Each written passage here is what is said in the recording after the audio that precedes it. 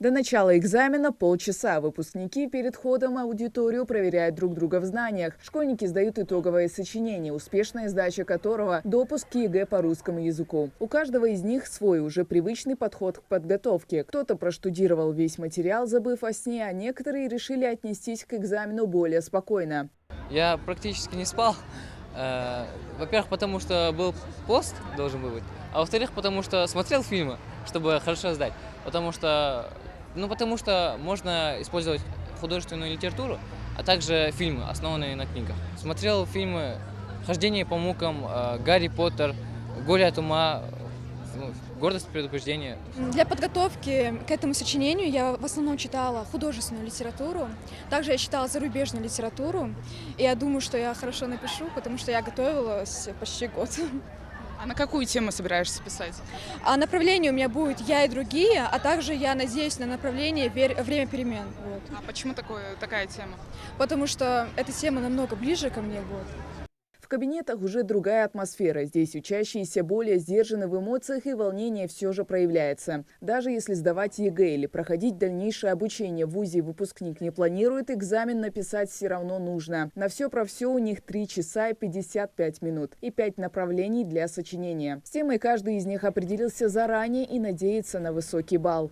Нас в школе очень сильно подготавливали к нему. Каждый урок мы готовились, писали сочинения, читали в классе и проверяли себя.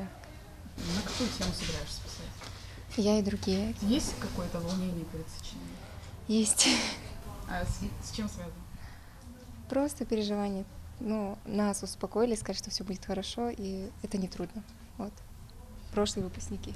Учащихся экзаменуют в 11 школах. В 6-й пишут сочинение 254 выпускника и 7 учащихся с ОВЗ. К слову, для них экзамен длится на 1,5 часа дольше. Также они вправе писать изложение вместо сочинения. Перед входом в аудиторию волнующиеся родители, которые решили поддержать своих детей.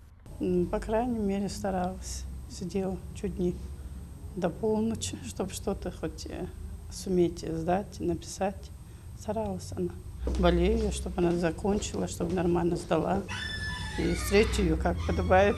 Во время написания сочинения или изложения школьникам запрещено иметь при себе телефоны, справочные материалы, письменные заметки или словари. Оценка в формате «зачет-не зачет». Результат в случае предоставления его в вузы действителен в течение 4 лет. В этом году особых изменений нет. Раньше сканирование КИМов происходило в штабах проведения экзамена, а сейчас с этого года сканирование КИМов проходит в аудиториях. Члены Государственной экзаменационной комиссии должны следить за порядком проведения государственного экзамена, чтобы не нарушались права участников, чтобы экзамен в целом проходил в доброжелательной обстановке. Вот были сегодня какие-то нарушения? Нет, сегодня нарушений не было. Дети пришли подготовленные, спокойно прошли металлоискатель. По всей стране итоговое сочинение сдают более 600 тысяч выпускников 11 классов в основной срок. Если по каким-то причинам не было возможности явиться на экзамен, то у школьников еще есть такая возможность сделать это 5, а затем 19 мая. Хава Гайзикова, Магомед Дидигов. Новости 24.